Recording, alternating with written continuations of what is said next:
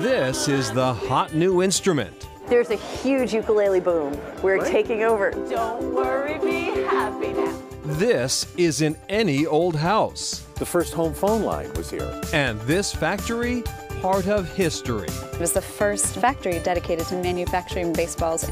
Tonight, Ted Reinstein tackles a century-old stumper. It's called the Winnipesaukee Mystery Stone. Finds some fishy art. It's an alternative to taxidermy. And discovers a positive side of aging. This was one of the best senior moments I've ever had. Who knew? Tonight on Chronicle. It's a late winter evening at An Unlikely Story. The Plainville, Mass. bookstore opened in 2015 by Diary of a Wimpy Kid author Jeff Kinney.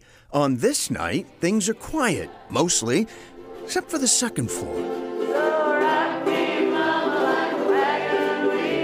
We all kind of come from different backgrounds and different reasons for being here. You know, some of us have picked it up from other instruments, others of us never played before. We've got lawyers and doctors and teachers and everything. Rock me, mama, any way you feel. Cindy Miller, herself an anthropology professor at Emerson College, is the co-founder and director of the aptly named Unlikely Strummers, a 25-member amateur ukulele band started in 2017. Originally, the name came from the fact that we started playing here at An Unlikely Story bookstore, but it just so fits us. Unlikely to begin with that something as small as the humble ukulele is bigger than ever. There's a huge ukulele boom. We're taking over. Ukulele is a great way to create community. You don't have to have a lot of music background. You know 4 or 5 basic chords, and you can sit and you can play with people. My daughter gave me a ukulele for Christmas a few years ago and a book with 365 ukulele tunes. Attorney Larry Krasnow taught himself the tunes, then heard about the Unlikely Strummers. I drove down here, talked to Cindy, and I said, how do you join this? And she said, well, can you play chords? I said, yes. She said, you're it. We play a lot of early rock. We play Santana. We've done a little hip-hop. No Def Leppard yet? No Def Leppard yet. People do yell Freebird every once in a while. All right, let's go. But it's the impromptu, unexpected little concerts that have really put the Unlikely Strummers on the local musical map. Hi, Jane. We're the Unlikely Strummers. Have you been uked? Don't worry, be happy now.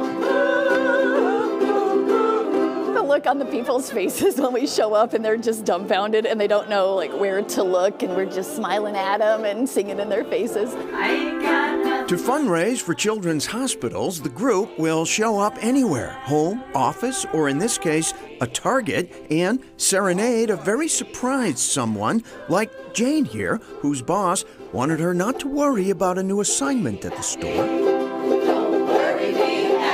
Last year, as a community service project, the group donated ukuleles to public libraries. Sometimes we put on little concerts with them to generate interest, so little kids are getting very interested in playing the ukulele. It's their size. It seems to be a good fit no matter one's size or age, or even if you hadn't planned on any ukulele in your life at all. Let's face it, round about this time of year in New England, the tease of warmer weather just gets stronger and stronger. So here's a taste of full-on summer, which is when we did this story, never aired till now, about a red-hot mystery in New Hampshire that has not cooled down in well over a century.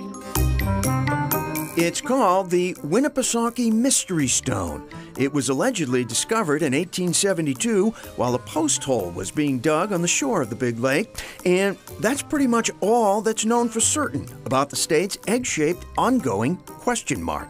There was some newspaper coverage fairly early, the summer and fall of 1872. They thought, oh, an ancient Indian artifact. Wes Bala of the New Hampshire Historical Society is used to people dropping by the Society's museum in Concord and asking about the Mystery Stone.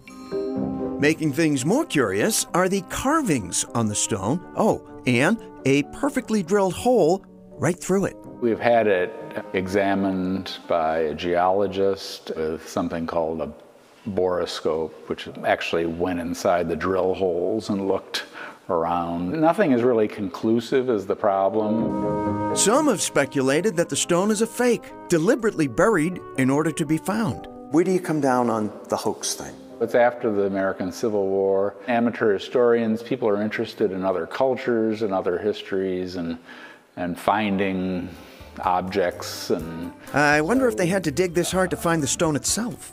So, is it theoretically possible that it is genuinely old? Yeah, anything is possible. We as an institution have an obligation to base any conclusions on documentation. So, in other words, call this one more who knows than who knew. The Winnipesaukee Mystery Stone remains a mystery. Right. Yep.